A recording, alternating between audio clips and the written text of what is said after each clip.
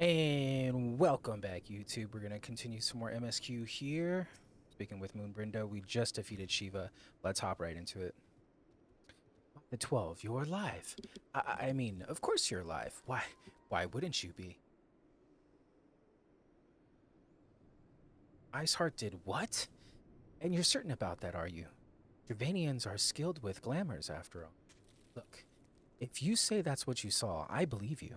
It's just that I've never heard of a primal being summoned like that before. Are you sure you're not injured? Head trauma has been known to cause hallucinations, you see. No. Fair enough. I was only asking.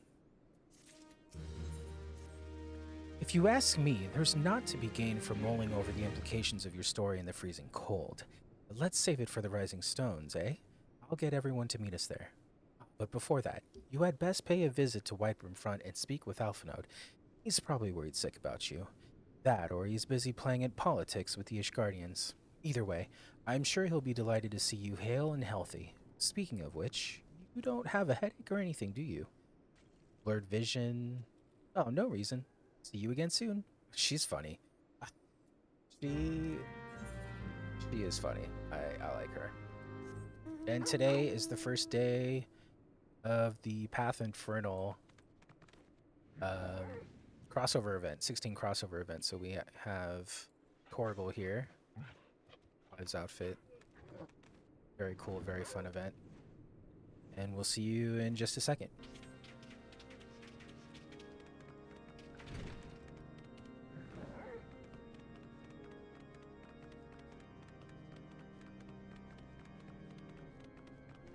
Alphano, my good sir.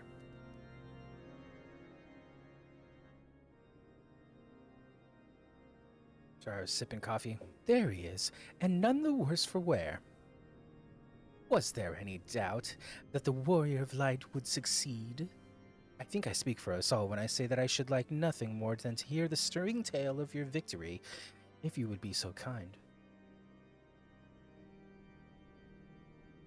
Then we were too late to prevent the summoning, but not too late to prevent further loss of life. An outcome worthy of celebration, and one for which we have MSQ to thank.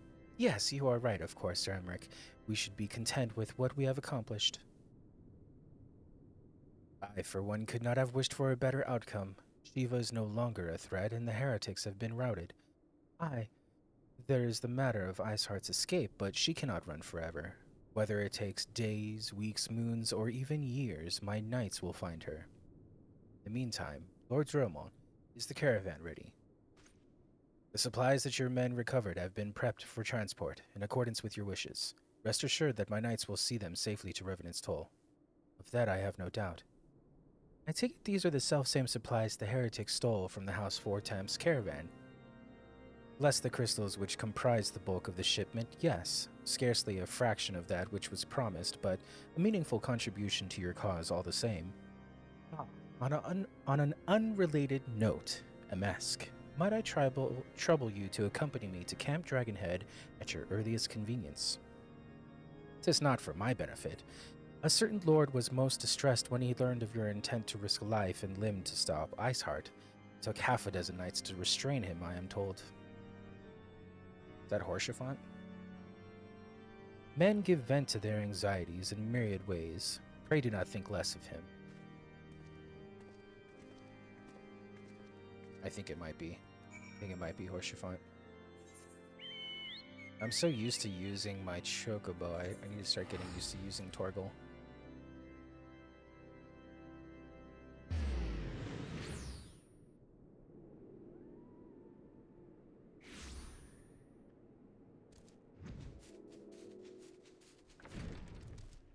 It was Lord Horschiffant.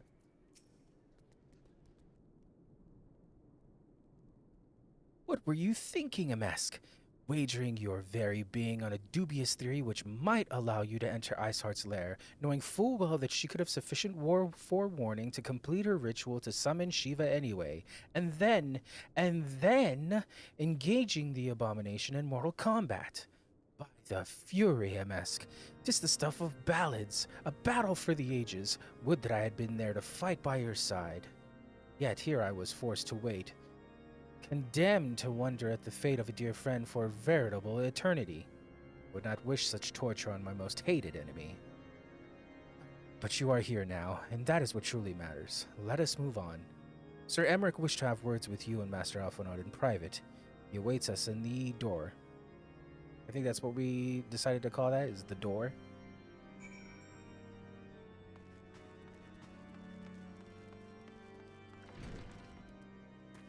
Just got some caramel creamer too for my coffee. I haven't had creamer for my coffee in forever. I'm a little bit more excited and hyped than usual.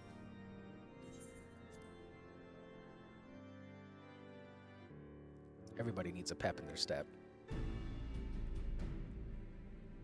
Are we finally going to be in Heaven's Word? On behalf of the Holy See of Ishgard, allow me to express my deepest thanks. Never before have we been required to contend with a primal. Indeed, there were fears in some quarters that our knights might not be equal to the task.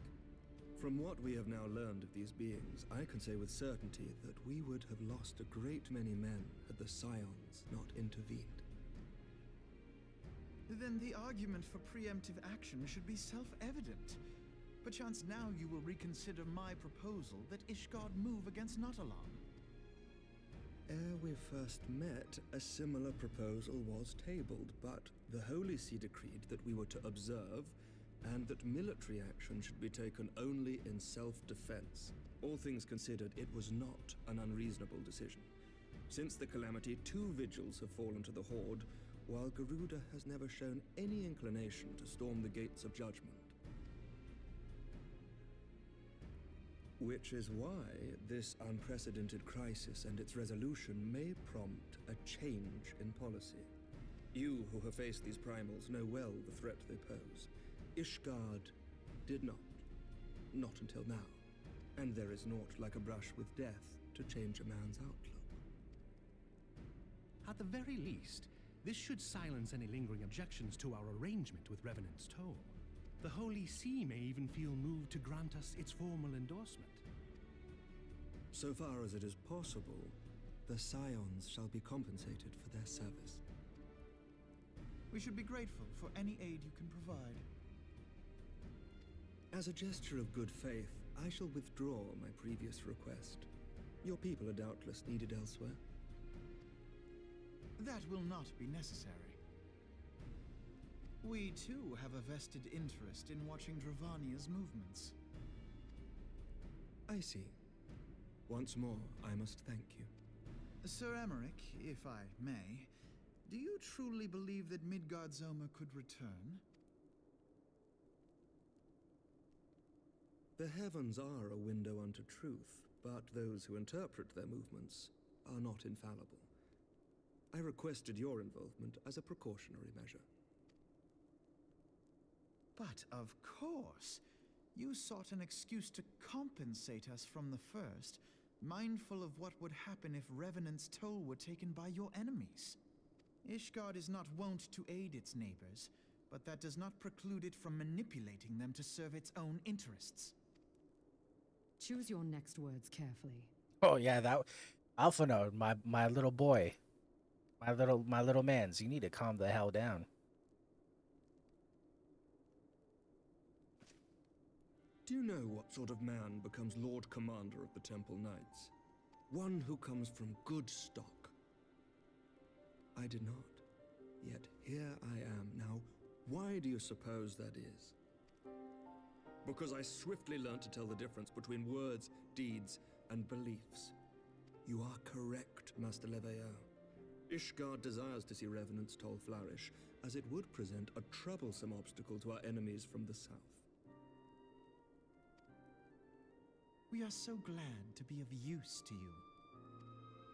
As we are to you.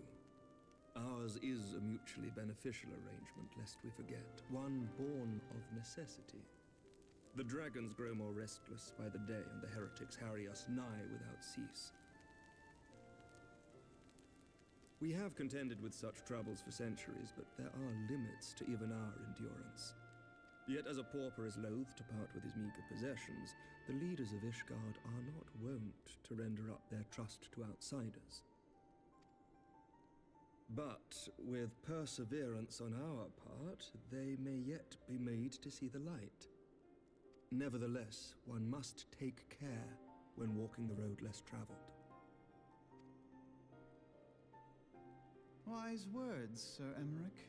I shall make a point to remember them. Pompous little I ass. must apologize for my earlier outburst. Thought. I hope it will not sour our good relations. Not at all. You but spoke from the heart.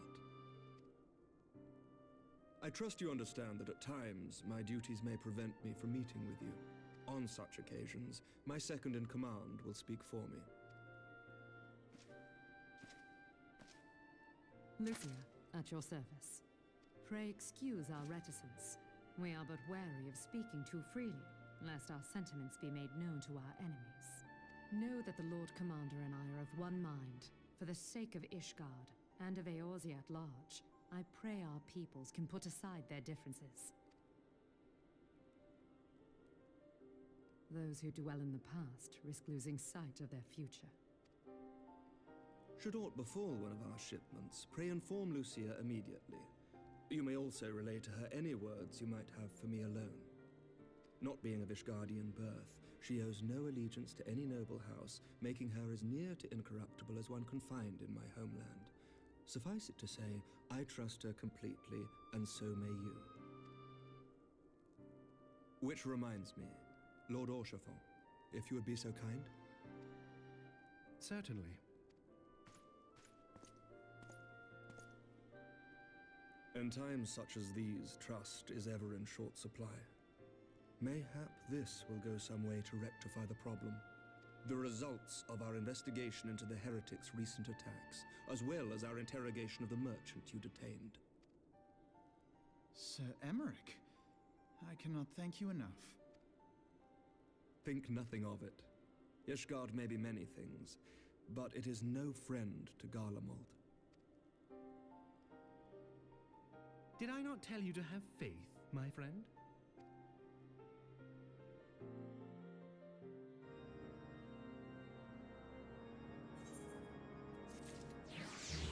We always have faith in you, Orchefort.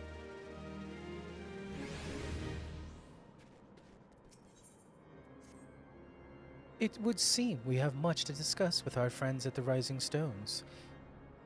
If what you say is true, Iceheart's method of summoning Shiva defies all precedent.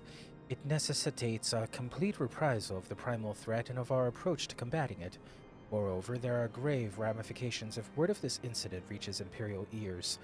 The Garlean Empire believes that primals are an insufferable menace, that their mere existence is a threat to this very star. As such, they deem any action taken against the beast tribes to be justified by default. Imagine, then, if it became known that it was not only the beast tribes of Eorzea that could summon primals, but her civilized peoples as well. Any lingering objections to the Eorzean campaign would vanish overnight. Where before we had to contend with a single Imperial Legion, we could well find ourselves facing the combined might of all Garlemald. But I speak unadvisedly. Come, MSQ, it is better that we continue this conversation in Mordona.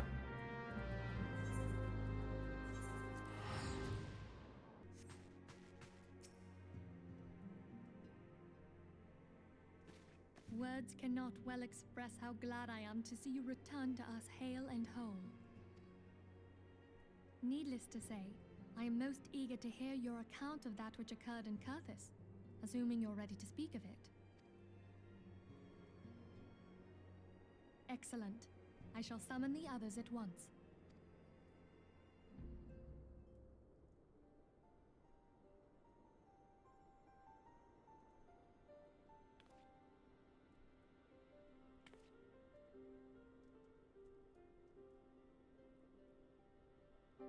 Iceheart used her own body as a vessel for a primal soul? Master Louisoir's writings make no mention of such a possibility.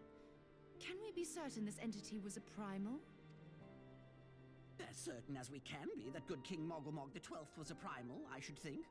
Both were ostensibly summoned. Let's not quibble over definitions. Of more concern is the implication that Iceheart retained her will, even after she was possessed. We are talking about a mortal, wielding the power of a primal. It can't possibly be that easy, can it? There must be some sort of sacrifice required. Or maybe she's just special? What qualities this woman possesseth, I know not. But full sure am I that she was groomed for this role. Few are privy to the secrets of summoning, and but a single party standeth to profit from their dissemination. Well, I wouldn't presume to comment on how the lass came to know about summoning, but I will say that what she summoned was a primal. The readings were the same, or near as damn it. Strange as it all sounds, it's really no different from what you've faced before. Then mayhap it is time that we re-examined our previous encounters. Pack your things, Ida. We're going back to Gridania. Yes, sir. About Iceheart's final words to you. Hear, feel, think. Hydaelyn speaks to her as well. That's what I said. If Iceheart is blessed with the power of the Echo, she will doubtless have used it to further her goals. Or could it be that it was a revelation granted her by the Echo which first set her on this path? She did say that the Ishgardians were blind to the truth. Do you think she has knowledge of the origins of the Ishgardian-Dravanian War? It would do much to explain her unwavering conviction. Did not the Lady Iceheart implore thee to seek the Keeper of the Lake? And did she not imply that in so doing thou wouldst come to see with eyes unclouded? Midgard-Zoma was a king amongst kings who reigned for centuries on end. But he is dead and his wisdom lost to the ages. Unless the Ishgardians' fears are well-founded, it would seem we have yet another reason to stand watch over the Keeper of the Lake. For a mercy, we are well positioned to do so. Iceheart, Shiva, Ascians, and Midgard-Zoma. I shudder to think how they're all connected. True. It's a lot to deal with. They're all interwoven. For a spell, I was like, you know, this is a lot to really comprehend, and it felt like there was just too much going on, this, that, here, there, and none of it was really cohesive, but it's starting to mesh and starting to meld really well. I don't know why I just said all that. I felt compelled to. I mean to scour the annals for knowledge of Midgard-Zoma. Given his great age, I dare say he appears in more than a few... Do you hear that?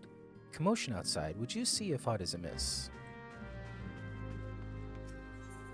And here and there, I'm gonna try to like stray away from doing like really, really good voices. I just want to get through it. Except Alpha Node, you have to make him sound like a pompous ass at all times. MSQ, 'tis well that you are on hand. We have a problem. Boy has escaped. It happened shortly after the Immortal Flames took her into custody. She had been placed in a dungeon cell ahead of her coming trial, but apparently the accommodation was not to her liking. The turnkey was found slain along with 2 guards. 'Tis plain she received inside help. Citizens report seeing Ro quitting the city via the Gate of Nuld with a bloodied spear in her hand. She makes for Castor Meridianum. I am certain of it. With her fate in Eorzea as good as sealed, what recourse has she but to flee to her imperial masters? Even as we speak, Captain Ilbert and the First are hot upon Ro's heels. Pray make haste to Camp Blueflock and join the hunt.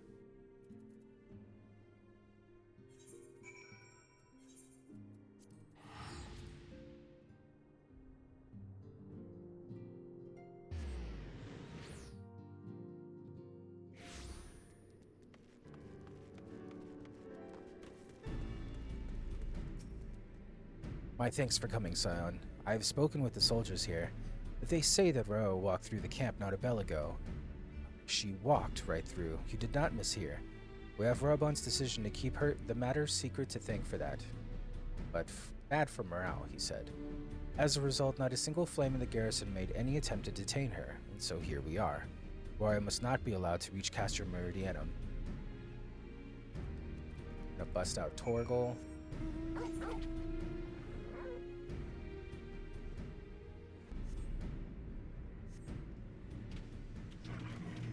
I'm gonna want to do this on Warrior. I am on warrior. Perfect. Just in Clive armor. This wretch was with Royale. He threw himself at us that his mistress might escape. She didn't blink when we cut him down, not even when he started screaming. No loyalty even to her own, the god-stamped harpy. With me, Scion, we must also save her. We almost have her. I don't know why I thought that said we must save her. Oh, she's wearing some of my favorite garb. That looks cool on an Elizin, say.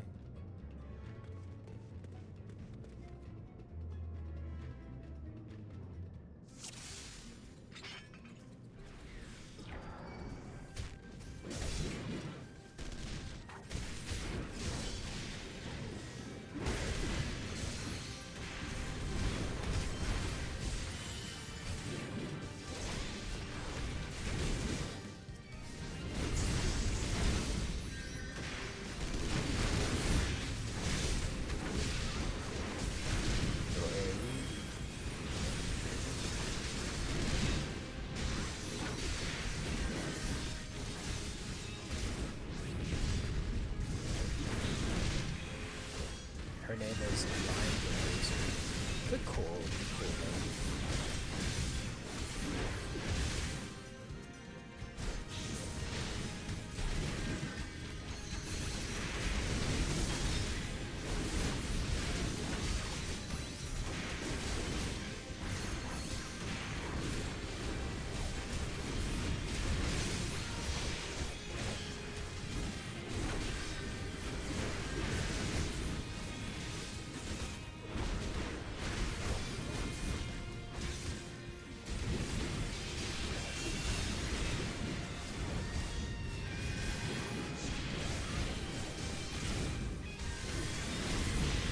One of my favorite parts.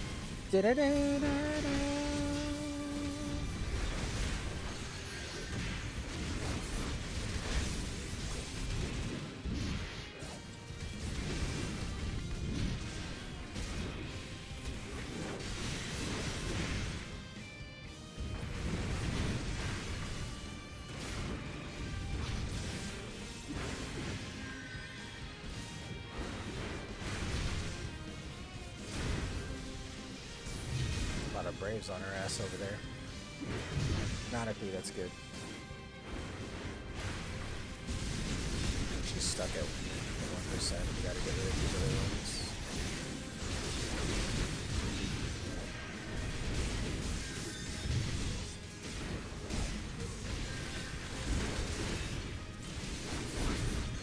Yeah, there's even more.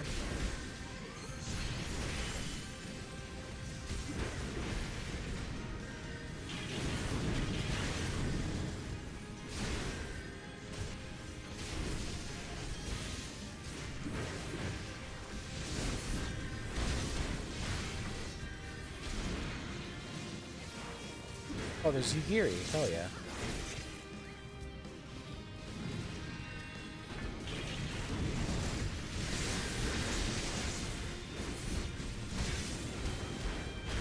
Oh, we ate that up. I remember doing this on an alt, and I got my butt kicked.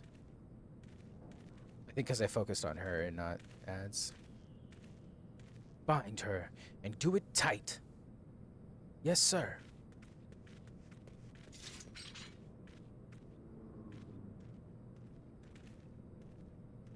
Good work, men.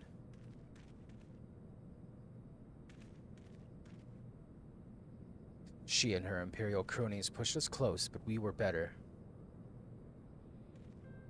Behold, a respected officer of the Immortal Flames. People looked up to you as one of the Order's founding members, one of its pillars. It saddens me to see you fallen so low. What would you know of low? You, a spoiled little lordling who has never known any want. People such as you take wealth and birth for granted. You think it your God's-given right to rule over others. You know not of our plight, the injustice that we low-born Ishgardians must endure. To the noble lords and ladies, we are not people, but resources to be consumed. I did what I had to do to survive. Stealing, killing, even whoring myself. It is no fault of mine if fools imagine me a paragon when I join the flames. To hear you tell it, one would think you the only person ever to have suffered. In case you have forgotten, Raoban himself was born into poverty, as was I. We lived hand to mouth, with little more than the shirts on our backs. Hunger was our constant companion. Yet never did we bemoan our lot in life, nor did we begrudge others their fortunes. We accepted the hand that we had been dealt and played it to the best of our ability. Life was a battle, yes. No matter what fate threw at us, we took it on the chin and came back for more. Everything we have, we fought for. Or are we ever different then? It is true that we were both mercenaries of lowly birth. It is true that we both had our fair share of struggles. But whereas I sold my sword, you, Marshal, you sold your comrades. If life has taught me one thing, it is that you never betray your own. I would sooner cut off my own arm than raise a hand against a friend. But enough talk. You will return to Ul'dah to face justice, and the people whose trust you have dragged through the gutter.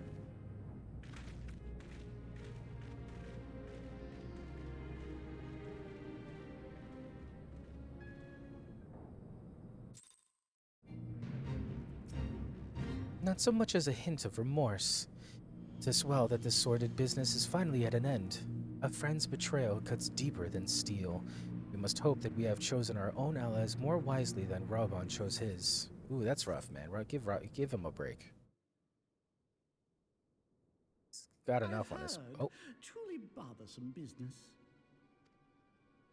No, I do not foresee a problem on that front. The main concern is Raoban. There is no telling what the brute might do.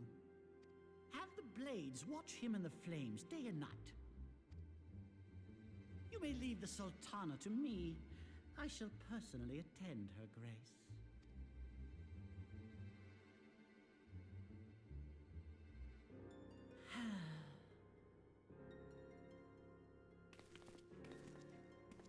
Sever one of the East Aldenard trade routes. That ought to keep Lolorito occupied for a while.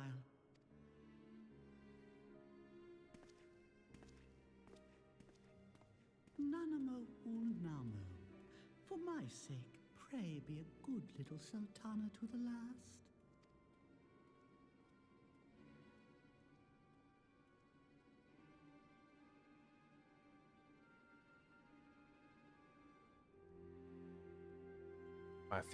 My favorite Grand Company. Mortal Flames. Fire Flames. Captain Ilbert and I have a few questions for the Flame Marshal regarding the circumstances of her miraculous escape. When we have completed our interrogation, we shall take our findings directly to General Raoban, and then shall be the end of it. Your work here is done, my friend, my thanks. But I have one last task for you. Return to the Rising Stones and apprise Minfilia of all that has happened. I am aware that the antecedent held Roy in high regard. Better or worse, she will want to know how this tale ends.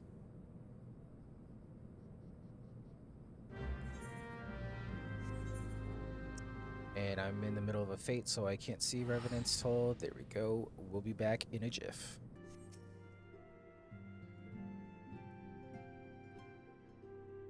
Welcome back, my friend. I have already received word from Alfino. To think that Flame Marshal Huayu was the Garlean agent. I know not what to say. Together with Raoban, Aline lent us much-needed aid at the time of our Order's founding. She was particularly passionate about the need to tackle the primal threat. When we discussed the subject, her eyes fairly shone with determination. Whatever else she may have been, I choose to believe that it was her true self with whom I spoke then. But now is not the time to dwell on such matters. I have an important announcement to make regarding our effort to defeat the Ascians. We shall begin as soon as everyone is assembled.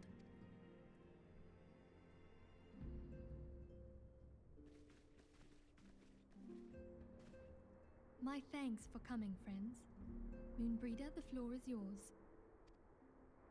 By now, I'm sure you're all familiar with White Auracite, the miraculous material that'll allow us to capture Ascian souls.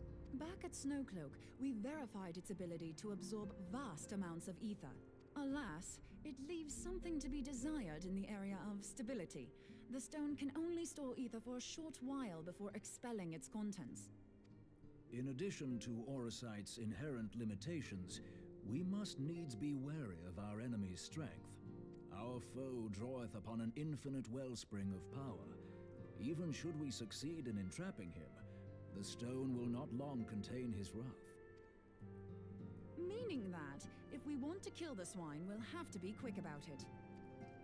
'Tis our belief that an Ascian soul may be permanently undone, if smitten by a sufficiently concentrated burst of pure ether.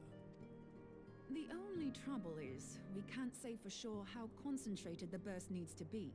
Without knowing how much ether an Ascian soul is composed of, we're basically guessing. Our sole clue lieth in thy struggle with La Hebrea. During that encounter, Heidelin bid you forge what she called a Blade of Light, a weapon which took the form of a luminous stream of energy. Based on your description, we believe the blade with which you vanquished your foe was composed of ether. Admittedly, your victory proved ephemeral, as La Hebrea was able to use a crystal of darkness to flee into the space that lies between our world and the void. The fact remains, however, that Heidelin placed the means to destroy the Ascians in your hands. Be that as it may, it would be unwise to assume that she will do the same when we next encounter such a foe. Quite so, my lady. We must needs find the means to forge our own blade of ether, one to equal that which Heidelin did benevolently bestow upon her champion. That is all well and good, but it seems to me that producing such a blade will require a prodigious quantity of ether. Whence will it come, pray tell? Oh, what if we had two pieces of white orosite? One to trap the Ascian, and the other to store the ether for the blade. Oh, nice try. But it's as I said, the stone won't hold ether for any length of time. We'd still need to collect the stuff there and then, sorry to say. And therein lies the rub. Finding a way to create the blade whenever and wherever we choose. 'Twould seem more research is in order. I'm going to linger a while, perform a few more tests on the Orosite. And I could do with some help. Urianger, why don't you lend me a hand? Mine apologies, but I am required at the Waking Sands. Lady Minfilia hath given me sole charge of the premises. 'Twould be unseemly to leave them unattended.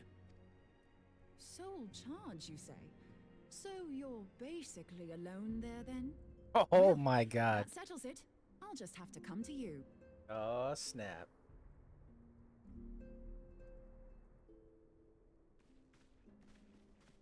Pretty sly. While you were afield, word arrived from the Sharlayan motherland. You will recall that a survey party was dispatched to investigate the incident at the Isle of Vow. What they discovered was troubling, to say the least. According to the report, the isle has been erased from existence. 'Twas as if a hole had been torn in the very fabric of reality. Aye, yet the mystery endeth not with the isle's disappearance. It hath come to light that a number of scholars in various other locales were reported missing at a similar juncture. What's more, they all had something in common with the head of the students of Baldessian. Every last one of them was researching a phenomenon called dimensional compression, or the rejoining as the ancient texts call it. I'll be damned if that's a coincidence. All indications suggest Ascian involvement, but I sense that a force greater still is at work. The entity the Dark Beings call the One True God. We must pray that my dear friend Kryl regains consciousness soon. If she bore witness to the Isle of Val's final moments, she may be able to shed some light on this mystery.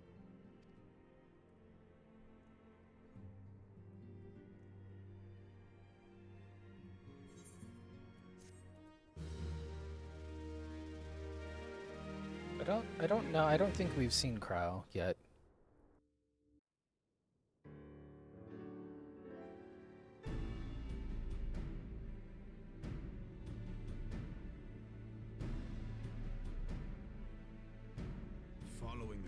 calamity.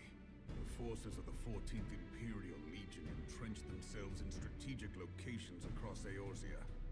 So swiftly did they accomplish this, it was suspected that they had received help. To think that it came from Huayu, my right hand. There is more. We have reason to believe that Huayu didn't deal exclusively with the 14th. She also answered to a higher authority in Garlemald. But this higher authority could not have been the Emperor. By consenting to the media project, Solus Zos Galvus showed himself to be more concerned about preventing the spread of primal influence than claiming Eorzea for the Empire. He would happily have seen the lot reduced to ash. We believe a number of high-ranking figures within the royal household were against the decision, but that they knew better than to oppose the Emperor openly. Of course, this didn't prevent them from making clandestine provisions, in which Huayu played a part. Alas, these provisions did not prevent Dalamut from falling, and the ensuing chaos changed the face of the realm forever. Yet Eorzea survived. To all intents and purposes, the Meteor Project had failed, and the Empire was left to rue its lack of a decisive means to eliminate the primals. Until, that is, it stumbled upon the Ultima weapon.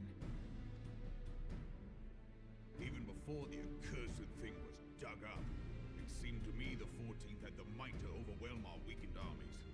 Yet they chose to hide behind their walls. Why? The Black Wolf was wary of making the denizens of Eorzea desperate, lest more primals emerge to bleed the land. The discovery of the Ultima weapon, however, emboldened him to resume his war of conquest in earnest. But there was one in Garlemald who believed that Van Belsar's actions were premature. One who stood higher in the Imperial Army's chain of command. He ordered the Legatus to halt his advance, only to find that the Black Wolf had slipped its leash, and that the 14th now acted alone. In a bid to bring Van Belsar to heel, he used the agent he had planted in Ul'dah prior to the calamity to undermine the Legion's efforts. A man who outranks Van Belsar, yet opposed the late Emperor's decision to annihilate Eorzea. This could only be the former High Legatus of the Garlean army, now known as Emperor Vorissos Galvus. So he was Huayu's true master. But one of several in actual fact. We've learned that even as Huayu served the Empire's interests, she sold Imperial secrets to a certain faction in Eorzea. Syndicate. In so doing, she helped to maintain the status quo, thus prolonging the conflict. Considering who stands to profit from war, it isn't hard to imagine who her other masters were. Seven hells! You mean to say that she was a double agent? Triple, if you consider her services to Van Belsar and the new Emperor as separate. As neatly as these pieces seem to fit, one aspect of the puzzle remains unclear to me. By whose will was the Marshal feeding intelligence to the heretics? And try as I might, I fail to see how aiding their cause would profit either her Imperial or monetarist masters. Could it be that another hand is at work here? If so, Huayu must be made to reveal whose it is.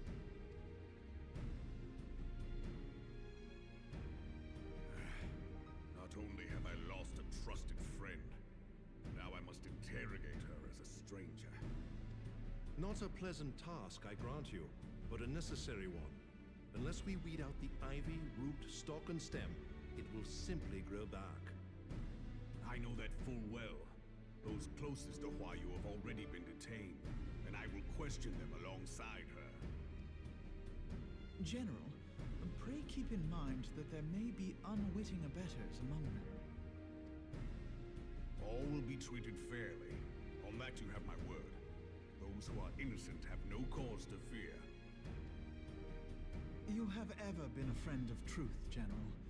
I hope the unpleasant task of weeding out falsehood will not detain you too long. Though it be for the sake of Eorzea, doubting one's comrades is poison to the soul. And with that, I take my leave.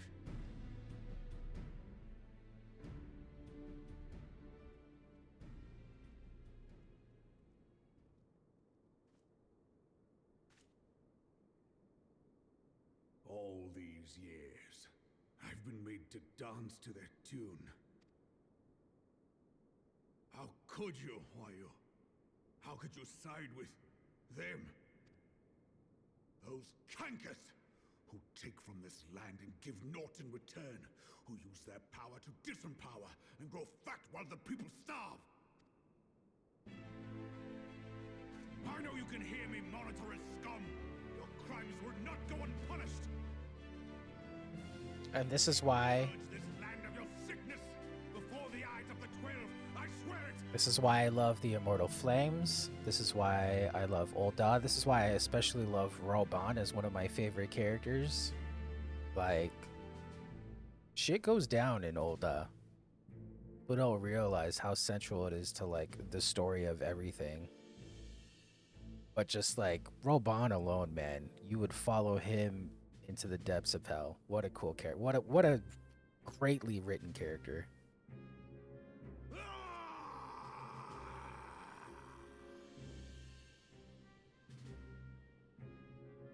Sick armor too. If you could get his armor in the online store, I would buy it. I shall have no further need of you this day. Your Grace.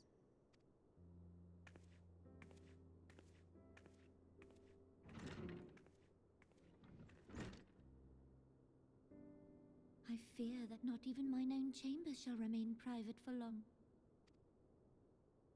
Has the situation grown so grim?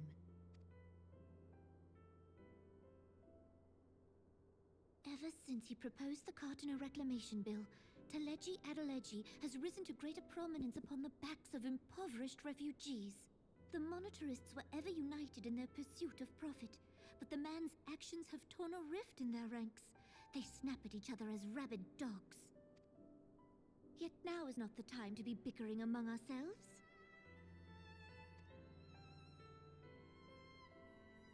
If this bickering is a threat to law and order, might you not have grounds to dissolve the syndicate?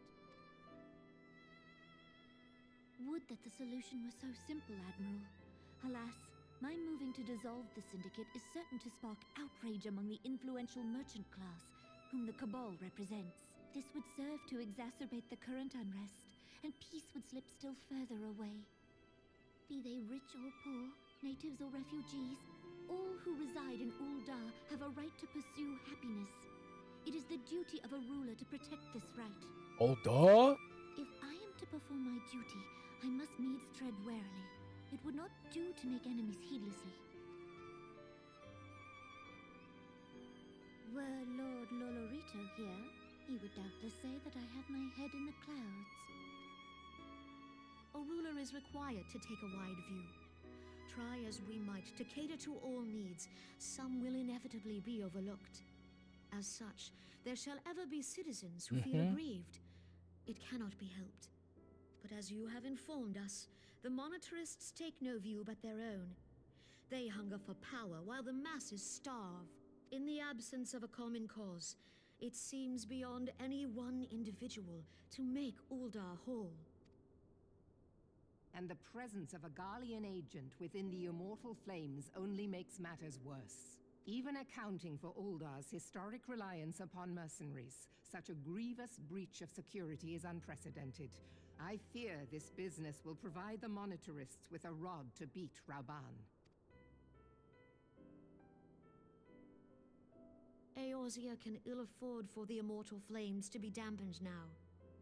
Ere long, the Garleans will turn their ravenous gaze toward our lands once more.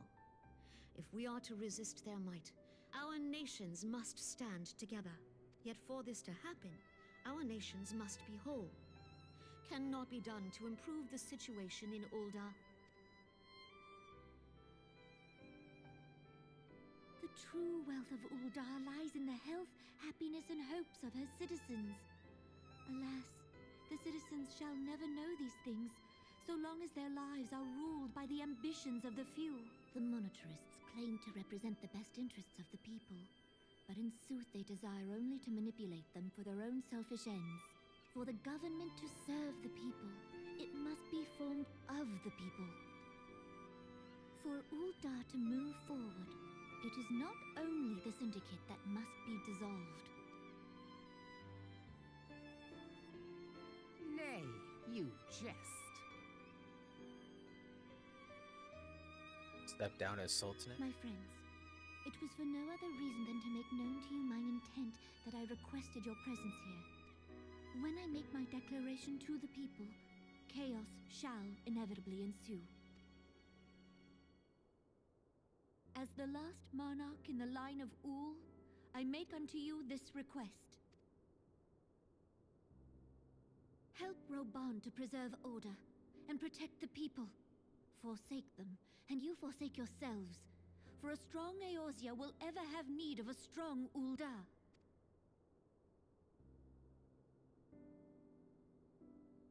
Your Grace, are you certain of this?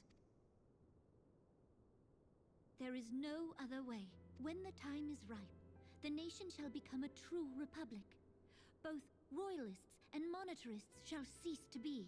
Ul'dah will no longer belong to kings or queens or merchant princes, but to her people.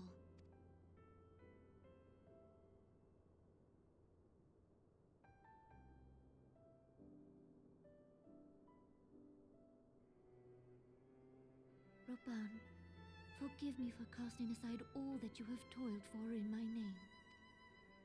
Beyond this gesture, I am powerless to help my subjects.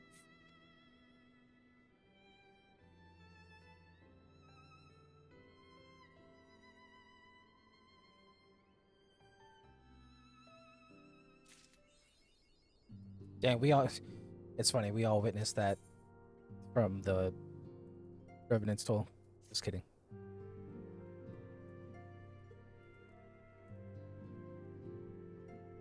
I am most eager to address the Ascian threat.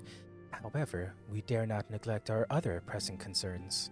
We both know full well that Saint Shiva will not be the last primal we face, and our relationship with Ishgard is still tenuous at best. To think that the resolution of the primal threat was once the sole priority of the Scions of the Seventh Dawn. Some days I wonder if it was wise for us to take on so many other responsibilities. Lest you forget, Antecedent, the Scions need not shoulder the burden alone. Were not the Crystal Braves established for this very reason? True, we are presented with a multitude of problems. However, we have all the resources we need to address them in turn. MSQ in particular is ever a steadying hand, who I trust will continue to support the Braves. To what do we owe the pleasure? Have not there been further developments regarding the situation in Ul'dah? As expected, the Immortal Flames have been struggling to cope with the revelation that one of the highest-ranking officers was a Garlean agent. Suffice it to say, Telegia Adeleji and his monetarist ilk have wasted no time in attempting to turn the situation to their advantage. Coupled with ongoing unrest, the Flames are finding themselves hard-pressed. Plainly, General Bond needs our help, and I will direct the Crystal Braves to offer what support they can. If I am to stay abreast of the latest developments and issue effective orders, however, I cannot afford to waste time traveling back and forth. And so, for the foreseeable future, I think it would be best if I were to remain in Ul'dah, unless you have an objection. Whatsoever. We have matters here well in hand. Moonbrinda's research is proceeding as planned. So she tells me, though I am not familiar with the details.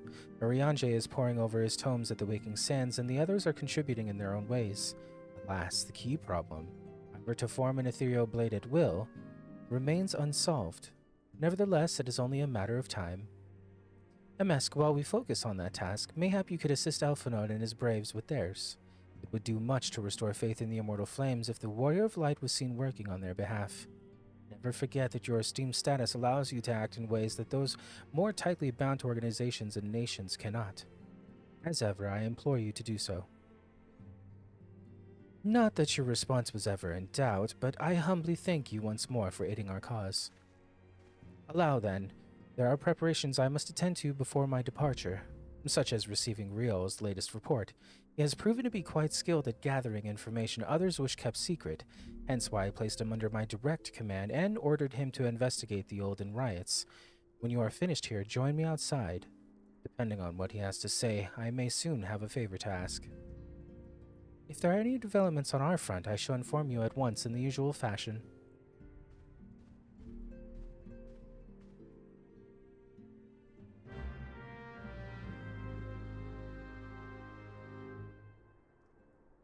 It's crazy to think that I'm still not in Heaven's Ward. This is all still post-ARR. Like, this is so much. And this is all cut down. What, they cut 100 quests out?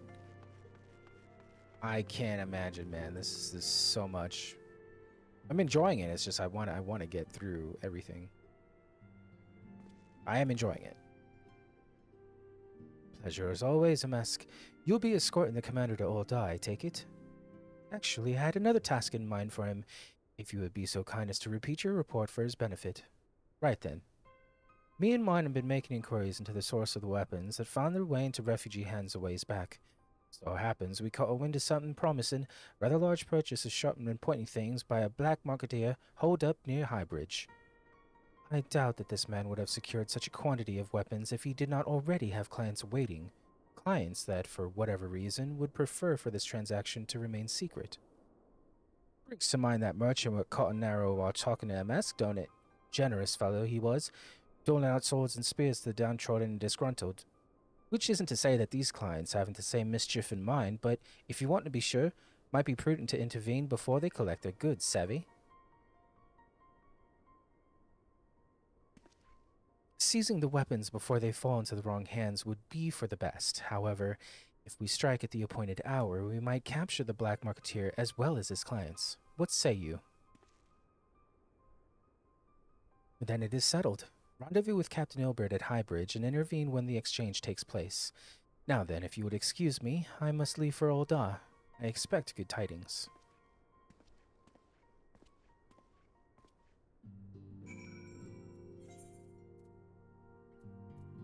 To Highbridge we go.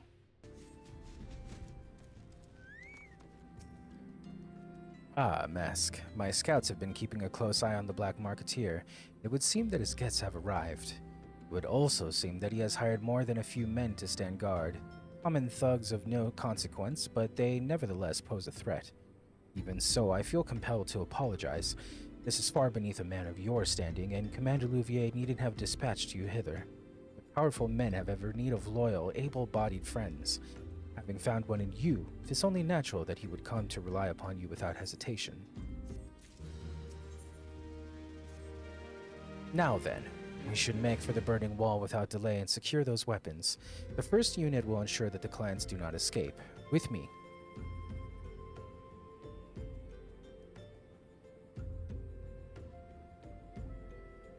All right. And we will confront them at the burning wall in the next one. Thank you again for watching. Please consider subscribing as it helps the channel, and we will catch you later.